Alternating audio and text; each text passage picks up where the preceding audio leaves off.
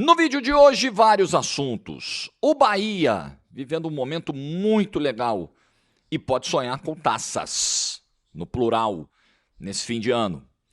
O Santos, a mesma tragédia de sempre. Tudo se repete.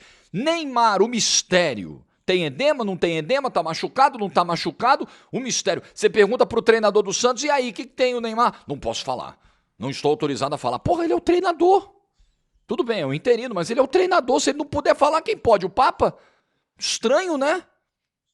E eu quero falar também da vitória do Botafogo. O Cris Ramos, domingo de Ramos, hein? O Cris Ramos chegou e plau!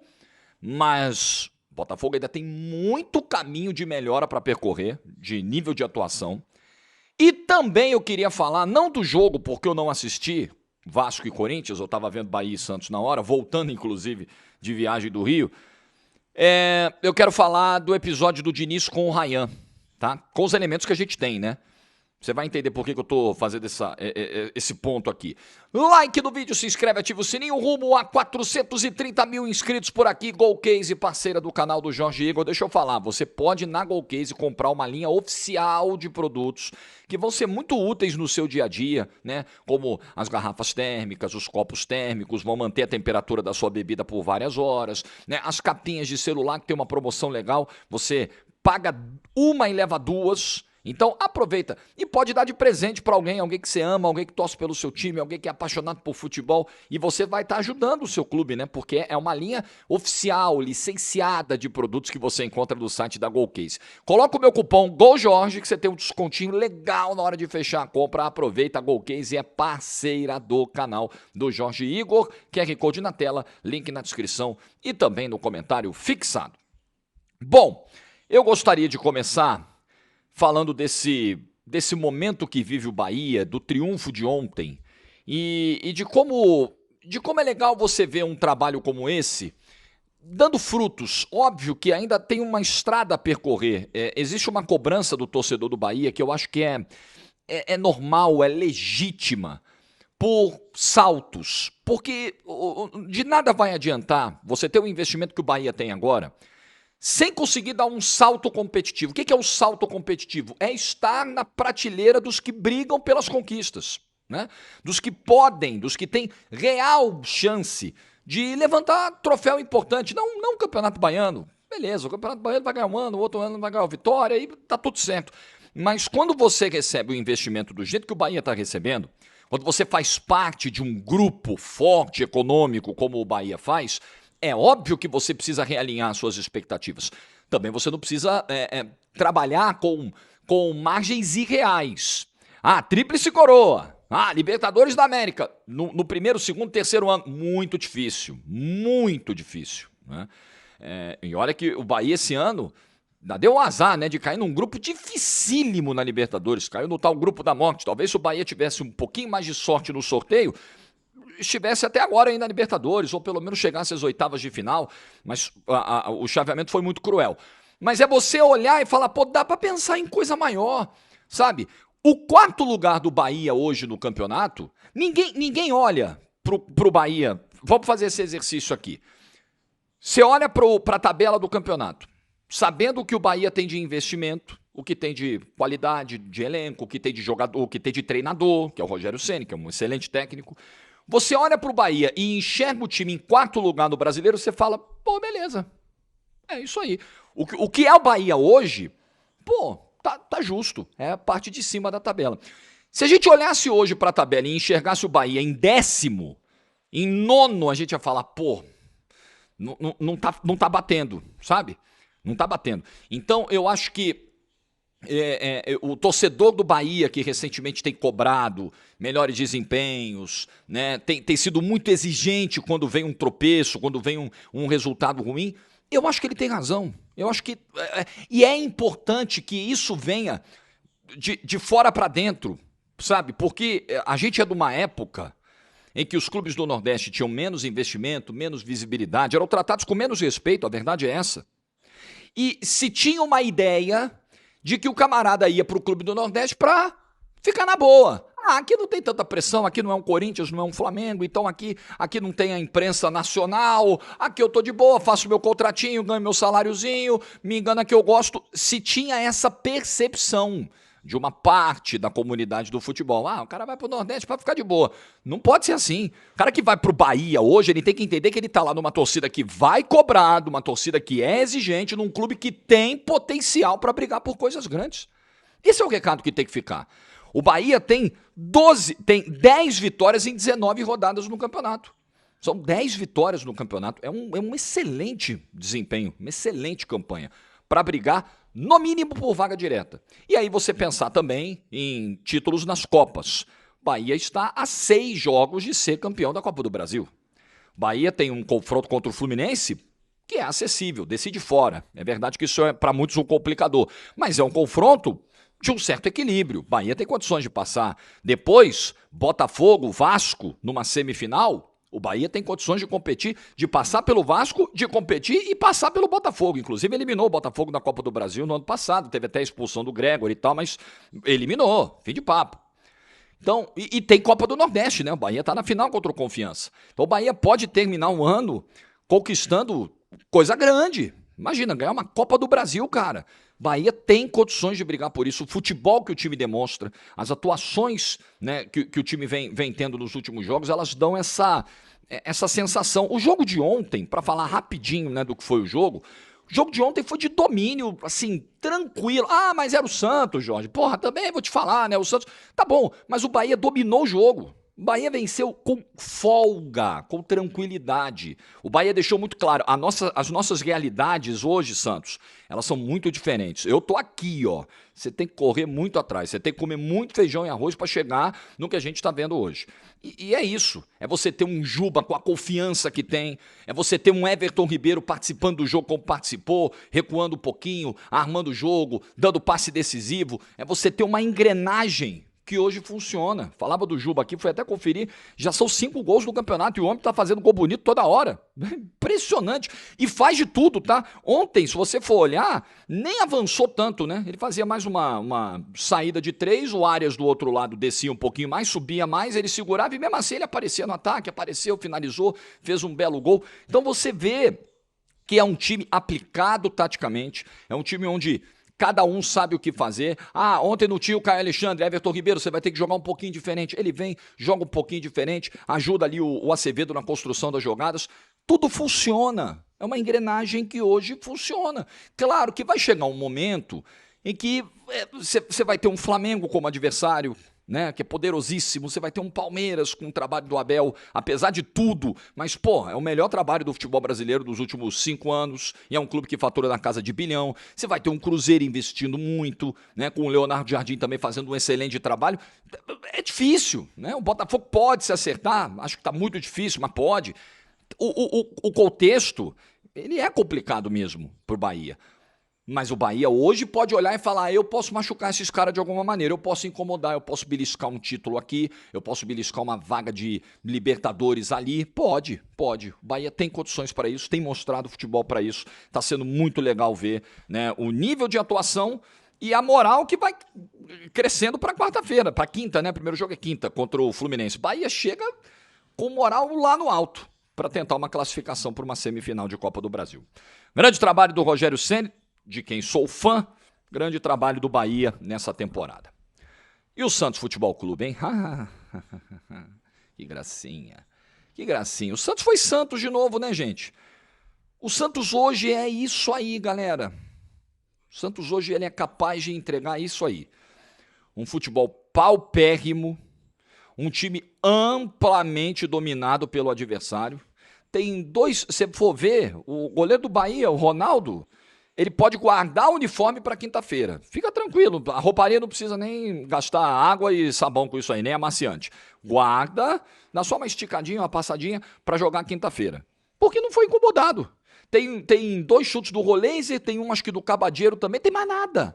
Não tem mais nada. O Santos é um deserto de ideias, o Santos se defende mal, o Santos tem jogadores com a confiança lá embaixo, o Luizão, com todo respeito, esse Luizão de hoje, As pessoas têm muita dificuldade, deixa eu só fazer um parêntese aqui, as pessoas têm muita dificuldade em entender quando a gente está fazendo uma crítica ao momento. E parece que você está, né, descartando o cara totalmente. É tipo o papo do Danilo na semana passada. Pô, o Danilo errando passe todo jogo. Ué, o Jorge já está dizendo que o Danilo é um bagre. Não, pelo amor de Deus, aí vai uma distância muito grande. Eu não estou dizendo que o Luizão, por exemplo, não tem nível para jogar numa primeira divisão. Talvez até tenha. Mas o Luizão de hoje, nesse sistema que não funciona, num coletivo desajustado, a confiança do Luizão tá no chão, meu amigo. O Luizão ontem teve uma atuação de filme de terror. Filme de terror em Salvador. No momento, não dá. Até tava ouvindo os colegas do De Olho no Peixe, não sei se foi o Oshiro, se foi o Márcio, alguém falou, porra, o Zé Ivaldo saiu do time por muito menos, e é verdade. Sejamos justos, e eu também acho o Zé Ivaldo, já falei isso aqui e continuo dizendo, acho que é um jogador com algumas limitações importantes. É um jogador que te deixa num nível de insegurança meio alarmante. Mas na boa, teve atuações no todo, até agora com a camisa do Santos, melhores que as do Luizão. Né?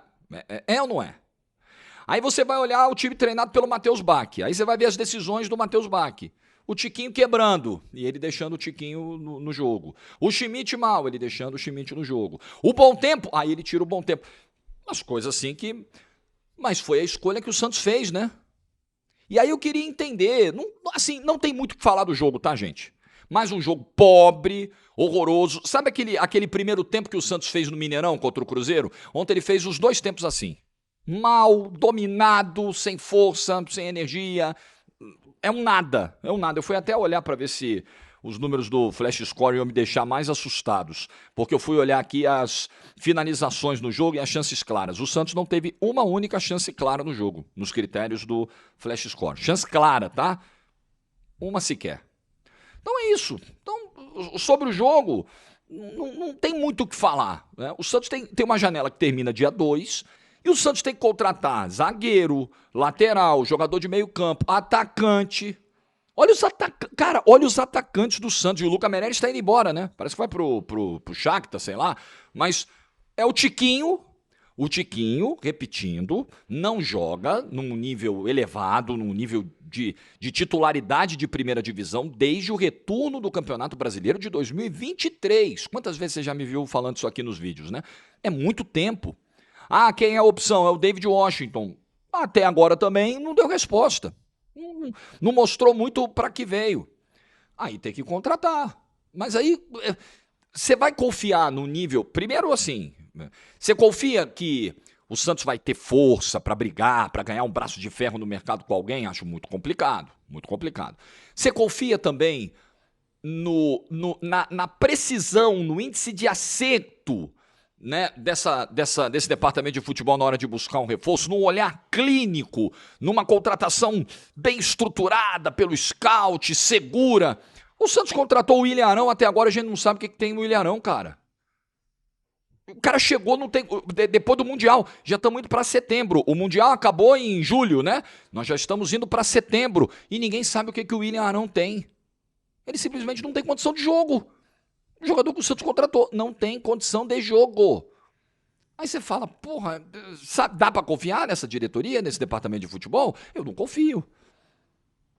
E a janela fecha dia 2, que dia é hoje? 25. Falta uma semana, meu velho, pra fechar a janela, uma semaninha. Vai vir o que daí? Ah, o Alexandre Matos, hein? Fica tranquilo que o Matos vai chegar e os reforços vêm. Aí veio o Igor Vinícius aqui, veio o Mike, que tá numa pasmaceira também. Sabe, vem o Arão desse jeito. É difícil, né? Panorama é muito difícil. E o Matheus Bach, assim, gostaria de entender por que Kleber Xavier é demitido e o filho do Tite continua. O Matheus Bach continua na comissão técnica do Santos. Inclusive, pessoas que acompanham o dia a dia do Santos já me contaram, pô, no dia a dia, assim, quem meio que tocava ali os treinamentos e tal, isso é comum, tá? Essa coisa do auxiliar comandado, técnico delegar, cuidar de outras coisas, isso é comum. Mas era o Matheus Bach quem fazia mais esse trabalho ali do dia a dia no campo. E quando você troca o Kleber Xavier, tira o Kleber Xavier e deixa o Matheus Bach, você não está mudando nada. Tudo bem, agora chegou o Vojvoda, vai estrear domingo contra o Fluminense, mas para ontem Não teve mudança alguma. Não teve mudança alguma no comportamento, os erros cometidos foram os mesmos, né? Outra coisa, Ricardinho falou isso muito bem ontem no Domingo Esportivo. Tem um roteiro muito parecido com 2023. Time toma pau. Quem bota a cara para falar é o goleiro. Era o João Paulo que segurava a bucha em 2023 e acabou sofrendo até um desgaste interno com isso. Porque toda hora tinha que dar explicação. E aí você tá na cabeça quente. Você acaba falando às vezes demais. Estourava nele. E agora tá estourando no Brasão. É o Brasão, o cara que vai ter que falar o tempo todo? Que vai ter que chamar a responsabilidade o tempo todo? Peraí, tem jogador aí experiente, rodado nesse elenco, com casca, com bagagem, pra segurar esse rojão. É tudo Brasão? A zona mista, fala aí, Brasão. E a galera, ó, muito fácil, né? E aí o Matheus Bach ontem foi perguntado, vou até abrir aqui a aspa certinho, para não cometer uma imprecisão, foi perguntado sobre a situação do Neymar. Perguntaram na coletiva, olha, e aí, o Neymar tá machucado, não tá machucado? Ele, de maneira muito lacônica, disse o seguinte, a questão do Neymar é com o departamento médico, não comigo. Essa foi a frase. Poucas palavras, né? Lacônico mesmo. Aí eu fico me perguntando se o treinador do time, ele é o treinador, ok? Ontem ele era o técnico, ele passou a semana preparando o time, treinando os caras, convivendo com o Neymar. Ele é o técnico, ok? Ele é o porta-voz naquele momento, né? É o elo naquele momento entre o clube e a torcida. Ele é o técnico. Se ele não tem autonomia para falar sobre a situação do Neymar, eu fico me perguntando quem terá. Quem terá dentro do Santos? Ele não é médico para dar laudo. Mas ele pode dizer, porque com certeza ele tem a informação, se ele não tiver, o processo interno está errado, né? Se o médico do clube não explicou para o treinador qual é a situação real de um comandado, de um jogador, esse processo está errado. Eu duvido que isso tenha acontecido. É óbvio que o Matheus Bach sabia.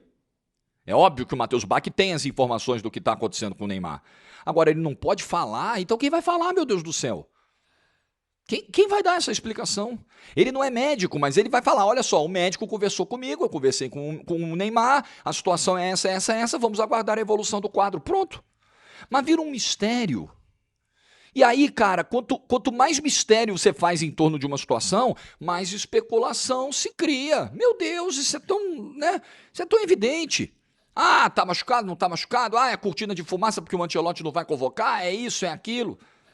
Aí a notícia que sai no sábado é que ele tem um edema na coxa. Aí você fala, pô, edema na coxa. Aí no domingo aparece um vídeo, acho que foi o Lucas Barros até que colocou, grande Lucas, aparece um vídeo dele fazendo cadeira extensora. Aí eu fui perguntar, eu não sou especialista em nada, não tenho, né, formação em educação física, em preparação física, mas eu fui perguntar, falei, escuta, o cara com edema, mandei mensagens aqui, camarada com edema pode fazer um exercício de cadeira extensora? Aí os caras me falaram aqui, olha só, não dá, sabe, porque isso vai gerar uma tensão muito grande do quadríceps, aumenta a pressão dos tecidos que já estão inflamados, isso pode piorar a situação. Aquele exercício que saiu no vídeo ontem, se ele realmente é desse fim de semana, né? Mas confio aí no grande Lucas aí. Esse vídeo, sabe assim, não fecha, a história não fecha. O que vazou sábado com esse vídeo de ontem, sabe, tem alguma coisa que não tá batendo? Tem alguma coisa que não tá batendo. E o Santos, transparência dessa hora pra quê? Bobagem, né? Bobagem. Vocês ficam aí achando o que vocês quiserem. Hoje vai ter a convocação. Pelo que a gente está ouvindo, o Neymar não vai ser chamado e vai ficar muito curioso. O Neymar fora, porque ontem ele não jogaria mesmo porque ele estava suspenso. O Neymar fora da lista, não é o edema, não é o edema, e no domingo ele está em campo contra o Fluminense. A ideia de alguns de que pode ser uma cortina de fumaça para abafar uma não convocação, para deixar menos feio, essa tese vai ganhar força. Se isso acontecer, se essa dinâmica se desenrolar desse jeito, né? Se a cronologia for essa, vai acontecer. Uma pena. Uma pena que se trate. O Neymar é um cara. O assunto Neymar, ele sempre é um assunto delicado, é um assunto que, né, vai gerar grande expectativa, mas ele não pode ser um assunto proibido dentro do Santos, gente. Que loucura é essa? O técnico não pode falar, não, eu não posso. Não, de jeito nenhum, eu não tenho. Por favor. Enfim, é isso aí. Vojvoda! Reza muito, meu velho, mas olha. Trabalha muito, claro, né? Você vai ter que botar a mão na massa e rezar bastante. Se você tem fé em alguma coisa. se apega, que não vai ser fácil sua vida aí não, meu irmão. Não vai não. Vamos falar do Botafogo aqui, ó. O que fica do resultado de ontem do Botafogo é o alívio e a tranquilidade que esses 3 pontos dão antes de um confronto contra o Vasco. Porque você pega semana passada, dias atrás, você olhava para motivação, ambiente, psicológico, você falava, porra, olha o Vasco, meteu 6. Olha o Botafogo aí, ó, perdendo pro Palmeiras, eliminado da Libertadores. Ih, rapaz, sei não, hein?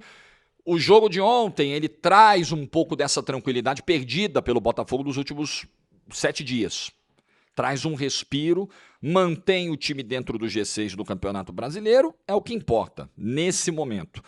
Só que é preciso dar uma virada nesse trabalho, que ainda não andou, que ainda não engrenou com o David Ancelotti. Importante lembrar que ontem ele colocou um time misto, ele descansou, rodou alguns jogadores justamente pensando no confronto contra o Vasco. Então você tinha o Neto ontem jogando como goleiro titular, ele não é o titular, pode vir a ser a partir de agora, mas enfim. O Jefinho, que eu gostei da atuação, achei que o Jefinho foi bem. Talvez tenha saído por não suportar os 90 minutos, até vi críticas ao Ancelotti por isso, mas talvez porque realmente não tinha essa condição.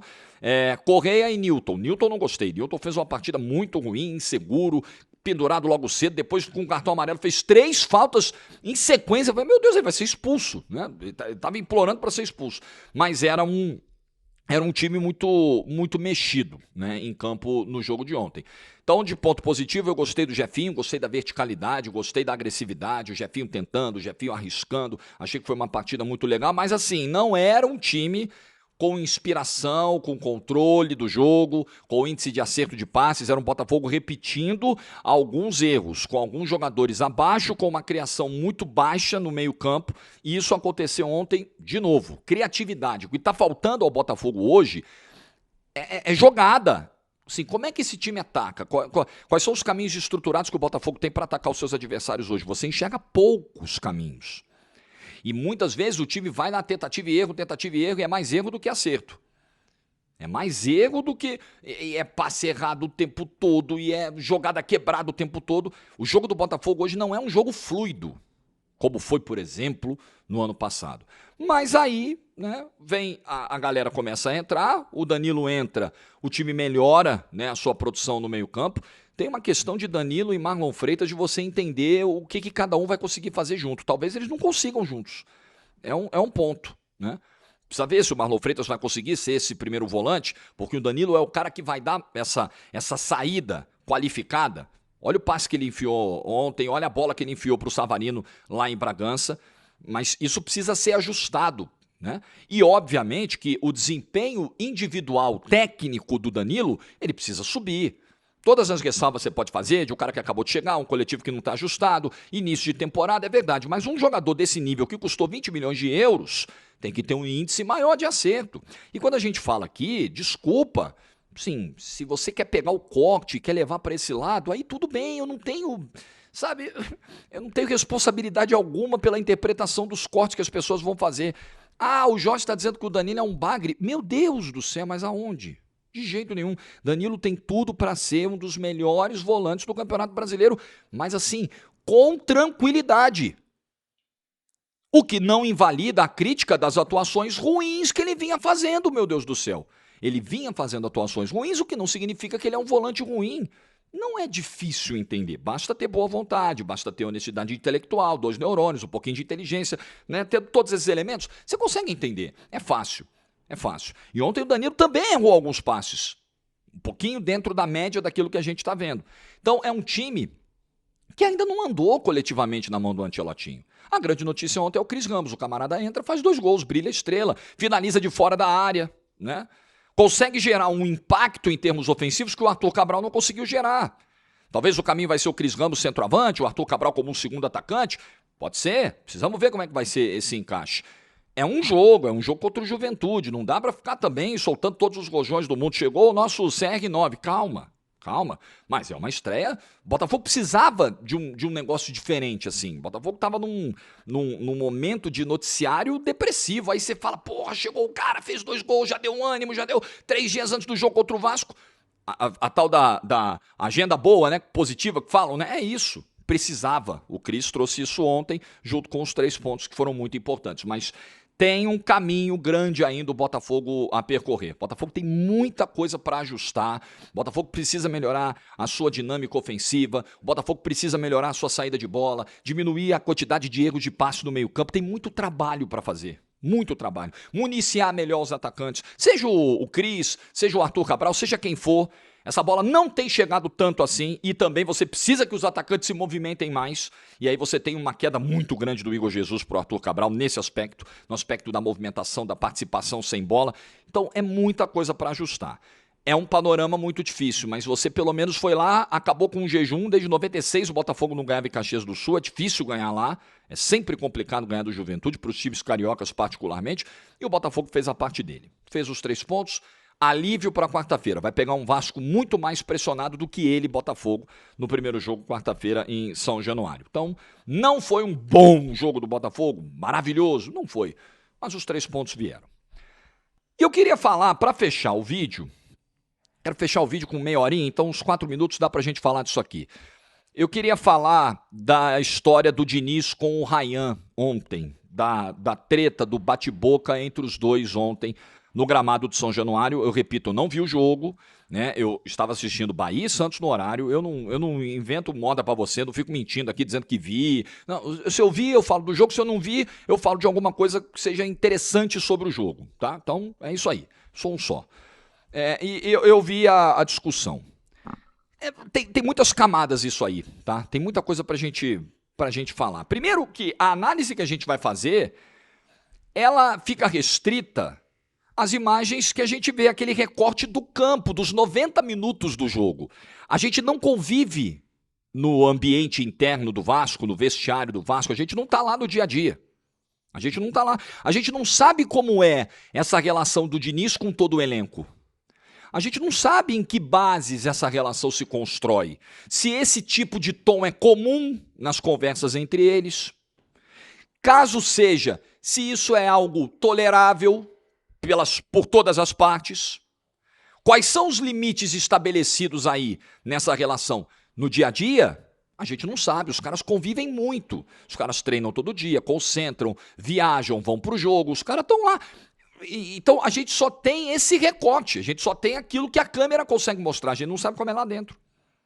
Agora, feita essa pontuação, independentemente disso, agora a minha opinião, e aí a partir do momento em que o episódio é público, todos podem ter uma opinião, desde que responsável, pelo menos tento ter uma opinião sempre responsável, mas não me furto de dar a minha opinião. A minha impressão é de que, independentemente do nível de relação estabelecido entre líder e liderado, aquele tom me parece pouco construtivo. Aquele tom não é que você tem que chegar pro cara e falar, por favor, recompõe, tá? Pô, por obséquio, por gentileza. Não é assim. Você vai subir o tom, né? O sangue vai esquentar, você vai alterar um pouco o tom de voz, mas até para isso precisa existir um limite. Até porque não é só o treinador que tá de cabeça quente, é o jogador também. Se o cara se sente desrespeitado, com a cabeça dele quente, com a arquibancada no calcanhar do cara, do pescoço do cara, do cangote do cara, o cara pode reagir muito mal também. O cara pode ter uma reação num tom ainda maior e aí pronto. Aí, desculpa o termo, vai esmerdalhar tudo. Aí é merda pra tudo que é lado, você imagina, né? Se o treinador cruza essa linha e o jogador se sente à vontade pra cruzar também e pra botar... Pô, o Diniz foi com o dedo em riste. O Ryan poderia ter respondido com o dedo em riste também. Pronto, tava feita a cagada. Tava feita a cagada. Então, quem sou eu para julgar a relação entre os dois? Eu não sei como é. O Diniz, pelo que eu sei, tem até formação acadêmica como psicólogo. Então, quem sou eu também para entrar numa aqui de querer de querer ensinar o Fernando Diniz a comandar um grupo de homens, de jogadores e um time de futebol? Quem sou eu? Não tenho essa pretensão. Agora, a imagem que fica é de algo exagerado, acima do tom. E outra coisa, isso não é feito com todos os jogadores. Isso não é feito. A gente não vê, por exemplo, o Fernando Diniz nesse tom de conversa, nesse tom de cobrança, com jogadores mais experientes. Ele não faz isso com o Felipe Coutinho, por exemplo. Pô, Jorge, mas é porque não precisa. Sempre vai ter uma situação de jogo que vai exigir uma ação enérgica do treinador. O Diniz não fazia isso no Fluminense, por exemplo, com o Felipe Melo. Você imagina? Sabe, é ruim. É ruim. São garotos.